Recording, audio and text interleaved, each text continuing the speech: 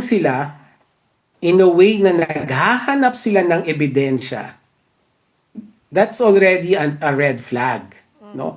That should be raising the alarms in our heads, no? Kasi what they're doing, no, when they're seeking evidence, what they're actually doing is signaling to the parties na, teka muna, kulang yung ginagawa nyo.